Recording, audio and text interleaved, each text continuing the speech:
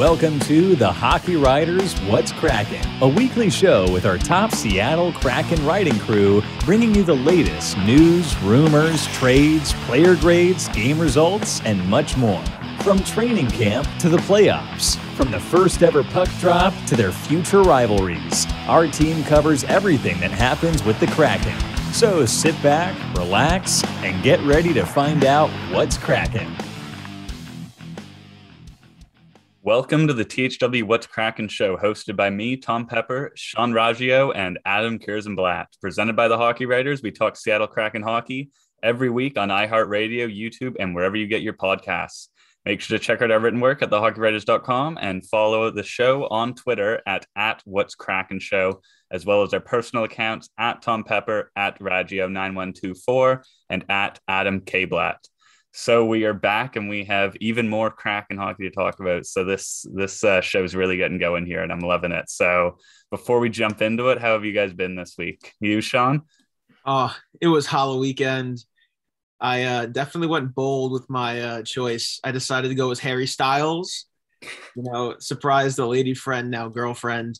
And I thought I pulled it off really well. I thought about pulling it off for the show, but I ended up not doing it last second. I got home from work late. I am wearing a jersey from a ball hockey team I played for, Chernobyl Ball Hockey Club. Shout out to them, those mutants. But yeah, it's been good. So much hockey, and I'm excited to talk with you fellas. Good stuff. How are you, Adam? Good. We have the family dog. So this was her first Halloween that we've had her. So we had to take care of her because in Vancouver, even though there is a firework ban for safety, people just set them off regardless. So during our walk, they were going off, and she was not a happy camper. That's for sure. Oh boy, yeah. I had a nice Halloween. I went and spent time with my parents and handed out candy for the first time in years. I think it's been now because we had the pandemic, and then I think the year before that was rained out. So it actually was just surreal just seeing everyone around for Halloween again. And I just loved it because just seeing all the kids out and everyone just back out on the street doing their thing is just such a relief after everything that's been going on the last couple of years. So yeah, I had an awesome time. When did Halloween become a fireworks event? Like, who sets off fireworks? I didn't see fireworks on Halloween. Yeah, Never. It's always been here on the West Coast. Wow. Interesting. Yeah. Different lifestyle. So also one other thing, shout out to laser tag. I went to laser tag for the first time in a decade. And I was like the oldest kid or oldest person there, maybe by 15 years. But that is exhausting. Like, I didn't realize how much running you do up and down in laser tag, especially because where I go, you have 2 floors. Oh, nice. And it is exhausting. And those kids don't give up. I'll tell you that. Like, it just so happened that there was a birthday party going on while we were there. But yeah, those they have never ending energy. And it is a workout. I'll tell you that. Jeez, you're making me want to play laser tag. I haven't played in years. I don't think I've played since I was a kid, but every time I go past them, I always point it out. That's awesome. I miss laser tag. Oh man, maybe one day we all meet up and go play. For a Kraken game. Yeah. Matthew too. All right, let's get into the Kraken stuff here. So we're starting off our first discussion. This is going to be a new thing that we're going to start doing, courtesy of Adam's idea here. So instead of doing an article on this, we thought we'd bring it on the show. So we are going to give 3 players of the month picked by us and kind of just break through who we thought performed the best in the month of October, the first month the Kraken ever played regular season hockey. So I'm going to hand it off to Adam first, and you can reveal the first player on our 3 players of the month. So the first player, there's no order in this, by the way. We're not it's not first star, second star, third star. We each pick one player. So my player of the month goes to defenseman Adam Larsson, former Edmonton Oiler who signed a 4-year, $16 million deal at the expansion draft to be the Oiler or the Kraken selection from the Oiler. He has been absolutely incredible for this Kraken team, regardless of what the team record is. He's got the most 5-on-5 minutes in the NHL amongst any player. He's the only Kraken player to have blocked more than one shot on the penalty kill. He actually has 6, and he leads all defensemen in 5-on-5 shots, block shots, primary assists, and he's tied for points. Now, what makes Adam Larsson special is he's not one of these guys that you're going to really see up in the rush and, driving offense. He's more of a quiet guy. He's going to get the puck on net. He's got over a 40% shot through right now on net. And he's just going to do the little things correct. He's not going to be out of position very much. He's going to throw his body around. He's going to stand up for teammates. And it doesn't really matter what time of the game, what the score is. He's always going to be that steady guy on the back end that the young guys can look up to. Now, he has been playing with either Jeremy Lauzon or Jamie Alexiak. But in the article I wrote today, I actually talked about how Vince Dunn, he needs to be given an opportunity to play with Vince Dunn because that partnership has worked very well. That is the best partnership that Adam Larsson has had so far. So that is my star of the month, Adam Larsson. It's obvious why he has an A on his jersey. And if he continues to play like this, the Kraken are going to be set on the blue line. Yeah, I think he's done an awesome job. And I think this is, again, I think we talked about this probably before the season started about how he used to be when he was in Edmonton. A lot of people just thought of him and associated him with the Taylor Hall trade. And now he's come to Seattle and he is proving that he's not just a guy who was traded for Taylor Hall a few years ago in what at the time seemed like a just blowout trade, but it actually ended up, I think you could say the Oilers lost that trade in the end. But former Buffalo Sabres legend Taylor Hall, we should add. Yes. Oh man. Yeah, I've loved what I've seen from Adam Larsson. All the points he just stated are I didn't even know all of that, a bunch of the stuff he said there. So he's doing amazing. He hasn't got a goal yet, but I'm sure that'll be coming soon. Him and another defenseman that I've really been keeping an eye on is Mark Giordano. I feel like Larsson and Giordano have really been driving the defensive play. They've been relied on pretty heavily to also produce offensively, and I see Giordano and Larsson, especially out of all the defensemen, taking a lot of shots from the point. So, I like his play overall so far. Do you have any thoughts, Sean? Yeah, I definitely noticed right from the start of the season, he was a lot more offensive than I was going to give him credit for prior. What you said about the shots through percentage, I could see very well. It seems like he's jumping into the rush a bit more than I anticipated too. And you can tell that he's an undercover player based on the love that, he got a bit of an ovation yesterday against the Edmonton Oilers too.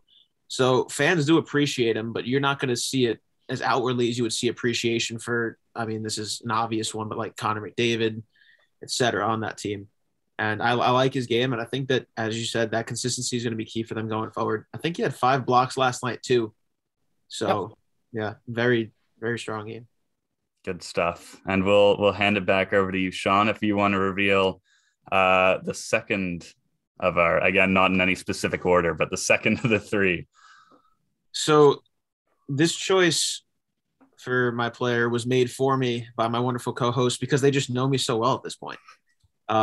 If you couldn't tell from previous episodes, if you couldn't tell from our tweets back and forth during games and such, it is the current favorite to win the Cy Young. It's Brandon Tanev. 6 goals, no assists, 6 points in 10 games, 35 hits, bring more than what you would expect. The team is getting chances when he's on. His scoring chances 4% is at just over 53%, 65 scoring chances 4, and it's in under 50% of his starts in the O-zone. So he's driving play towards the O-zone. 53.4 Corsi 4 percentage. He's the heart and soul of this team. He is the heartbeat, emotional leader, and he is well blowing expectations out of the water. That was an inadvertent Kraken pun. Out of the water. Nice. Proud of myself for that one. My subconscious there. But he's blowing these expectations out of the water, and I think that he's going to cool off a bit for sure offensively, but the hits, the chances, I think that that's going to be something you're going to see all year. And my fandom of him as a player aside, I think that for those other intangibles, he's killing penalties. He's getting some, tail end power play time, the physicality, the driving play. He might make this list again. I do. Yes, it's quite evident how big of a fan I am of this guy, but I don't let that get in the way of my analysis of him and other players. And I think that if this was a player who was supposed to score, lead the team in goal scoring, he might not make this list. But it's the intangibles. It's the fact that his role as a bottom six player, physical player, penalty kill, and he's leading the team in goals. It's that extra. Forgot the word. It's that little extra bit that is what puts him on there for me. Because, Larsson, I do like him a lot, as you said. Giordano even, given the age, given, people think he's lost a step. Last year of his contract, who knows what's going to happen.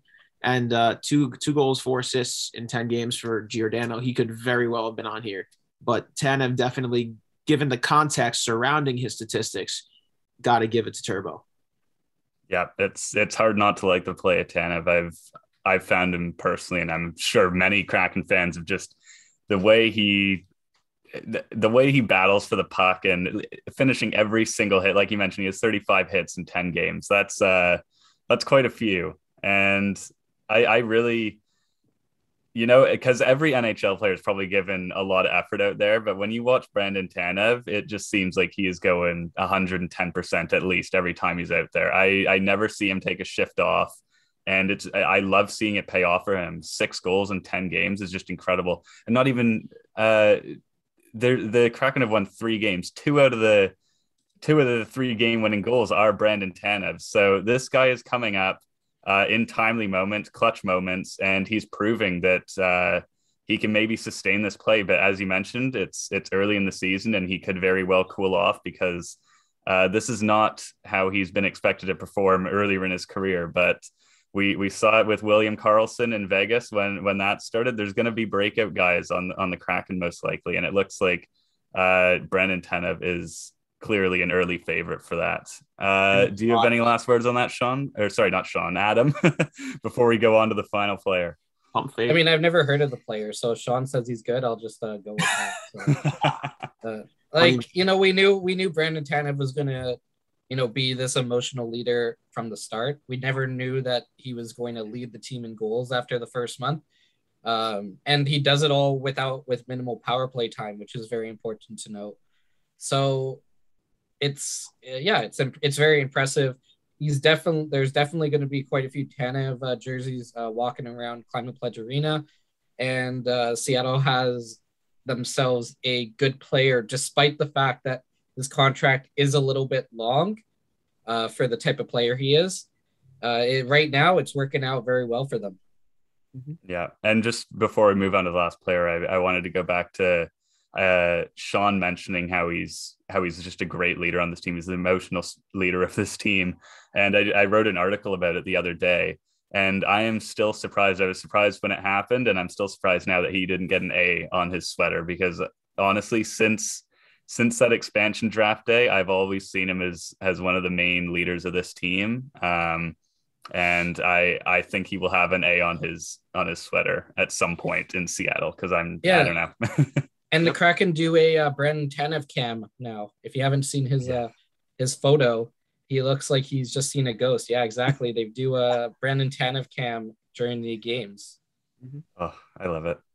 I wish they would show more. One thing, just before we move on to the last one, on the broadcast, I wish they would show more of the Kraken fans in the building. I feel like being in Toronto and having to watch all the games on TV, I feel like they haven't shown me enough of the arena and the atmosphere, because you can hear from the volume, it is electric in there. And whenever they do show fans, everyone's having an amazing time in there. So I wish they'd show that a bit more. I feel like they did a lot more with Vegas at the beginning, but hey, we'll see. But we'll go on to the third player here of the month of October that we've got. So we had Adam Larsson, then we had Brandon Tanev, and our final one is Jared McCann, who has missed the last 2 games, unfortunately, being in COVID protocols for the second time this season now. There was obviously that whole thing at the beginning of the season, or was it 5 players or something were in COVID protocols.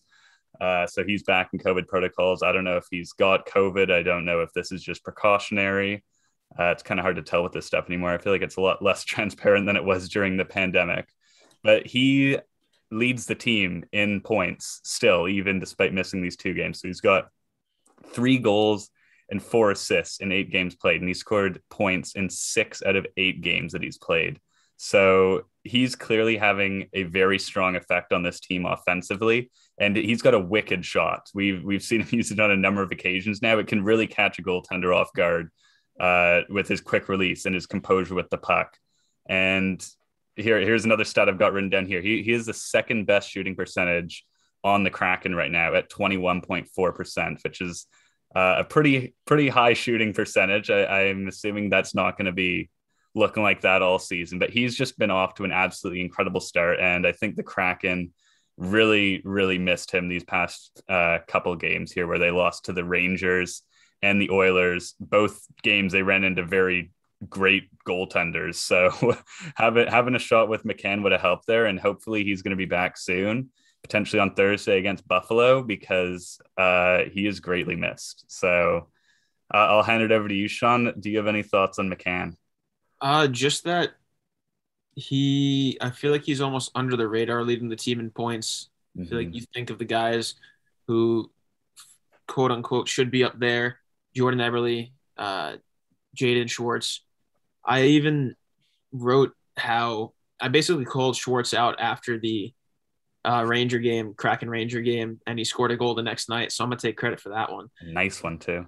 Yeah, beauty. But I just think that in both those games, the Kraken outchanced and outshot their opponent and dominated the Rangers, which it was closer with the Oilers. His shot could have been the difference. Power play definitely could have been the difference, but having him out there, that might have turned the tide for them, at least against the Rangers. For sure. Any thoughts, Adam? Yeah, he's there. He runs their power play. He's the guy that makes their power play move. Without him, the power play just looks lost. He's not the best 5-on-5 this year, and that was kind of expected.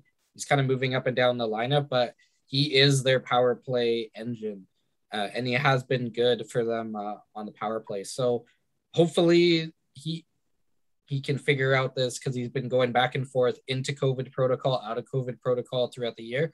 Hopefully that gets sorted out. But they desperately need him, because he's been one of their best players and has been a key part of why they've been able to win some games this month. Well, there you have it. Adam Larsson, Brandon Tanev, and Jared McCann are our first 3 players of the month. So, it'll be exciting to see who comes out in November, because I think honestly it could be totally different. We're so early into the season. I'm excited to see how the month unfolds. But now we're going to move into a bit more negative stuff for the Kraken here. So not as much talking people up here, but the Kraken have really struggled on the road to start the season. They are 1-4-1, 13 goals for, 24 goals against, and 3 for 18 on the power play. So not very good numbers for the Kraken right now. And again, this is still early season, but if things continue like this, it could get very rocky for the Kraken. I'm going to hand it over to Adam. What do you think's going on here? What's challenging the Kraken on the road? Well, every team, goes through this where they have some difficulties on the road. You don't have the home change. You have to deal with travel, everything like that. But the Kraken have only had one back-to-back, which kind of leads us to believe that there might be something else. Now, I know that their goaltending has been a little bit of a problem early with Chris Driedger going on the IR for a while there, but you look at things like the power play. The power play is 3 for 18 to start the year on the road. They have 13 goals for, 24 goals against, and this is despite having one of the lowest shots on goal against in the league. It might just be that they're still kind of gelling and trying to figure out what's going on with the team, but to only have 1 win and only 3 points in your first 6 games on the road, that's not going to do it if the Kraken want to make the playoffs this year. They need to figure this out. They need to sort out what's going on the road, and they need to do it quickly, because if they have another month like this, So in the month of November, they have 5 road games. If they get 3 or less points on the road, that's going to put them in a huge bind, and they're going to stay at the bottom of the Pacific like they are right now. Mm-hmm. And you mentioned the goaltending situation there, where Joey Decord was up. He played. He started against the Oilers the other night, and Grubauer's just really been heavily relied on to the point where he really hasn't had many breaks. But as of today, we got news that Drieger is off the IR and Decord is being sent back down to the AHL.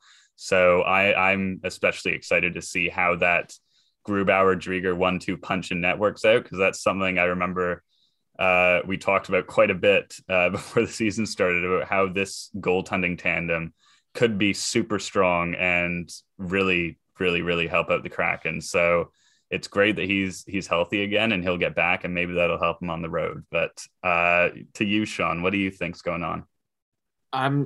For me, this is a larger problem than just on the road, and I'm going to hit on this because I might get kicked off the site for sounding like a broken record, honestly. And if you've been reading my game takeaways, which you should, and let me know, tweet me out if you've been reading, they just got to score. That's plain and simple. You're not finishing at all. They are getting their chances. Their Corsi 4 has been at least 50% in 7 of 10 games and in 6 straight. So they've been driving play. They're just not scoring. That's, I don't really know what else to say. You got to score. That's it. I mean, your power play is not good. And that was me switching to be a little bit nicer at the end there. You got to change something up while it's still early. I don't say wholesale changes, but give someone else a chance. You got guys out. Alexander True, from what I last saw, has 8 points in 7 games in the AHL. Give him a look. If you're going to bring some of these guys up, don't give them 8-9 minutes a game on the 4th line. Try and change things up while you still have the time to do so, because this could unveil what you might need if you end up jumping on the trade deadline later in the season. I'm not saying they should be going out and making all these trades, but I'm saying that this is the time where you can experiment a bit more than January, February, May. Wow, that's a jump. January, February, March. Oof. -1. Yeah, that's a great point. And we've already seen Hackstall kind of jumbling with the lines a bit over the last few games. So that's another great point you mentioned. Guys like True and guys who are down in the AHL, or Cole Lind, who hasn't really been given much of an opportunity. There could be some untapped potential there. And like you mentioned, this is the time where you want to be experimenting if you really are aiming to make the playoffs still. They will need to turn things around pretty quickly if they want to keep up in the race. I think they're tied for 6th with the Anaheim Ducks right now in the Pacific, but obviously still early in the season. But as we know, that can turn around really quickly if you have a bad patch of games. So So back to the road trip. They'll be on the road again. They play Buffalo on Thursday at home. And then they'll be off for a 2-game road trip against Arizona and Vegas. And I think they have like 3 or 4 days between those 2 games. So it's a short but a long road trip at the same time. Something's got to change. Again, like Sean mentioned, you got to start finishing on chances here. There's been too many times where they're getting too close and it's just not going in. So yeah. Buffalo isn't going to be a cakewalk like everyone assumed they would walk into the season. Whatever's going on there, however long it's going to last, I'm pretty sure Don Granato's the coach. He's got them playing differently than they were last year. So it's not they were able to win anymore. Yeah, they were able to steal some of MJ's secret stuff from Space Jam. Oh man.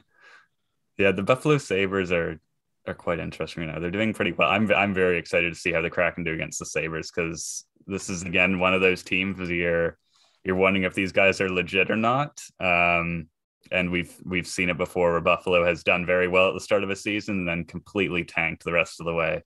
What was it, 2 or 3 years ago? They won 10 games in a row and then just completely fell off after that. So it's all Taylor Hall's fault. Just blame Taylor Hall, right? Yeah. That's a whole other conversation. And oh man. yeah. All right. Well, to wrap up this this part of the discussion, they've got 7 home games remaining in this month, and then they've got another 5 road games. So we will see in those 5 road games how their road numbers improve, because they are not pretty right now. And later in the month, their 3 opponents that they'll be playing on the road is Tampa Bay, Florida, and Buffalo. So it's going to be tough. It's going to be tough. Excited for that. You know what that means? 7 o'clock starts, baby. Good point. Bed before midnight. Yeah, it's funny. I was looking at the calendar because in Toronto, well, I mean, you're in New York, so it's the same time zone. Just every single game is at like 10 p.m. here, which I personally love. I love late night hockey. Yeah, you're not a fan? I do. It's just then work the next morning. It's like, oof, tough starts to the day. The adrenaline kicks in around noon, 11 o'clock noon. So, but it's that first couple hours, I'm like a zombie, which is fitting considering it was just Halloween. And I'm dressing. All right. We'll move on to the next discussion here. Again, we're going to be discussing some difficulties the Kraken have been having, but this time, rather than just on the road, we're going to narrow in. They are having quite a bit of difficulty in the first period, and it is seeming to really stump them in the long run of the game, because I've never seen the Kraken quit or give up on a game yet, which I'm very happy to see. They go right till the final whistle, but in the first period, they've been having a lot of struggles. So 13 goals against in the first period compared to 7 goals for. They have the second fewest shots allowed per game in the league. So, sorry. Hold on, I lost my page. Okay, there we go. So, yeah, so again, this is another area where the Kraken are going to have to improve on, because when you're down early in a game, if you don't get that first goal, it can really affect how the rest of the matchup turns out. So I'll go to Adam first. What do you think the Kraken have to do to fix their first period difficulties here? Well, the obvious answer is that they have to stop giving up high danger scoring chances, because they're one of the worst teams in the league when it comes up to high danger scoring chances.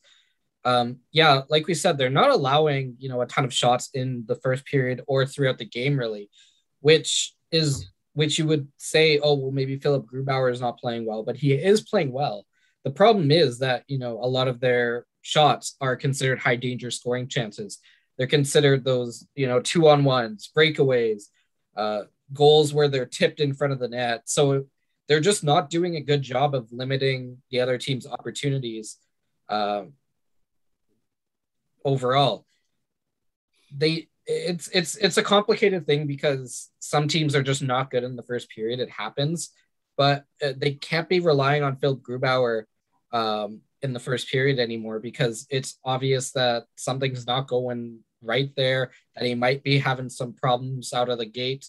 They need to be more offensive in the first period, and they need to start really generating not just, shots from the point where the goaltender can see it, or shots from the half board. They need to start generating those chances from within the crease. They need to start generating those chances from within the, they call it the diamond. It's kind of like the baseball diamond. So if you look at a baseball diamond and you put it into the crease, that kind of area is the high danger zone for goals. So they need to start generating shots from there rather than from the points and the half boards. Mm-hmm. Yeah, and an interesting stat, I think you put this in here, Adam, is they have 10 goals allowed on the road and only 3 at home in the first period. So that's another thing that's going on. They're finding more difficulty on the road. They actually haven't been playing too bad at home, but overall their first periods have been a struggle. But what do you think the Kraken have to do to fix this, Sean? So I'll get even more specific in the term start.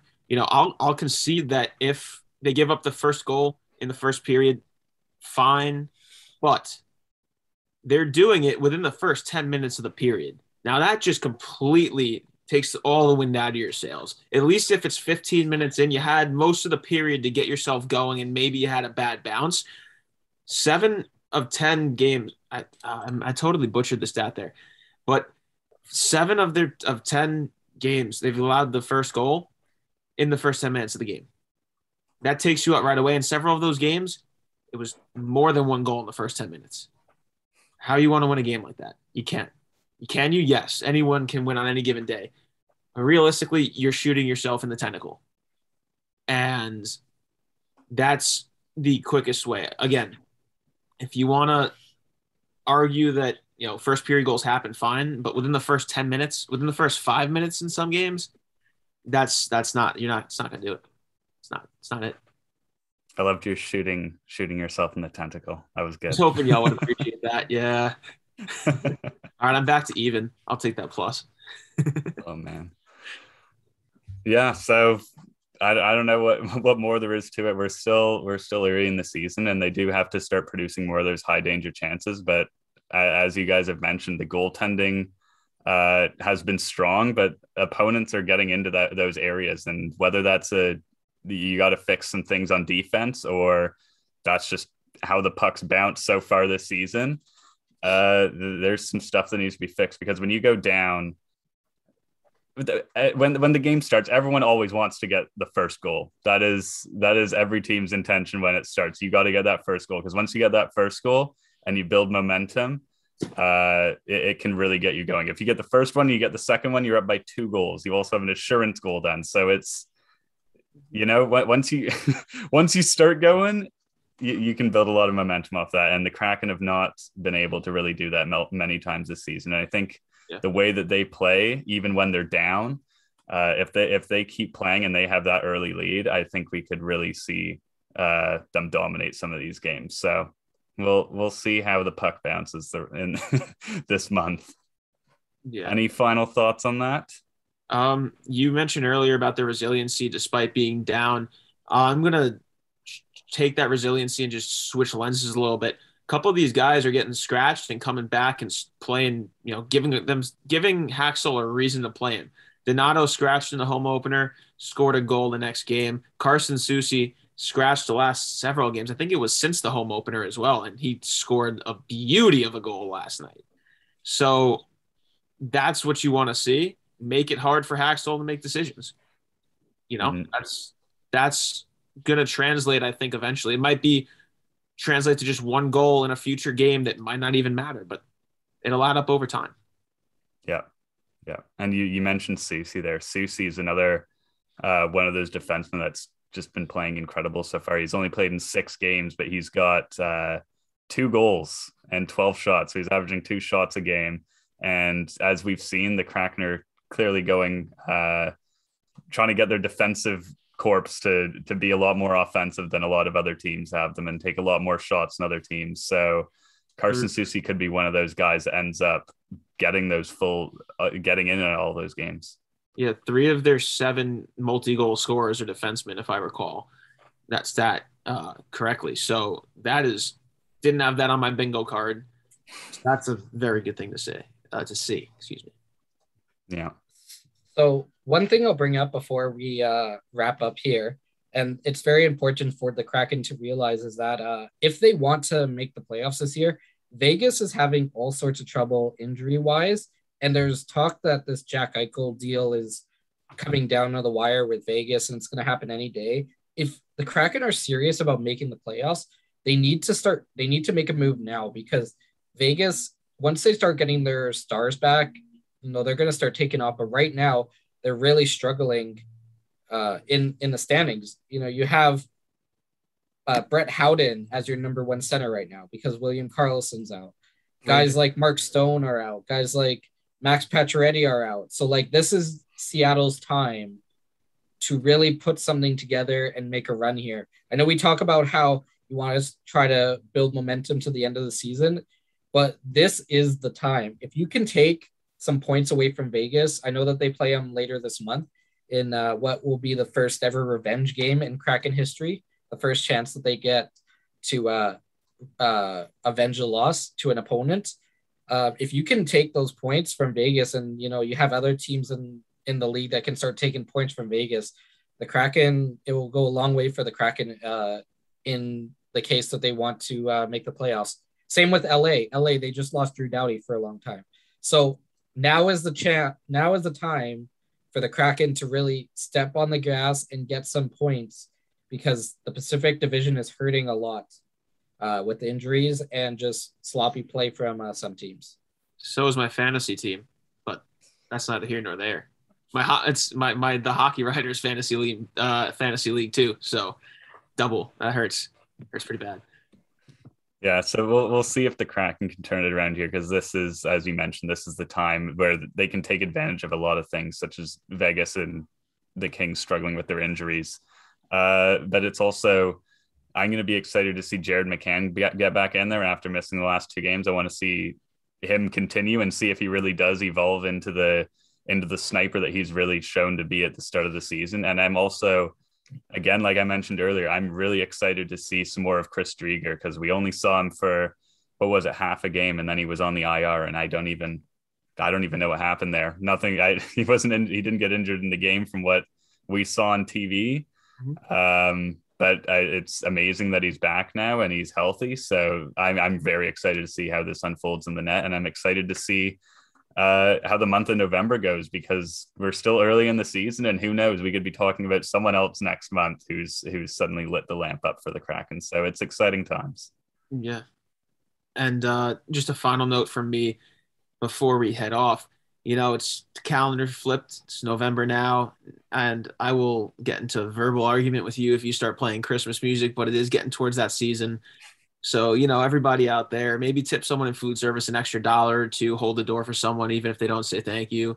Just go do something nice for someone. It's getting to be that time of year. You should always do it, but especially right now with all that's going on in the world. And have a good week. And I look forward to being back here with you gents next week.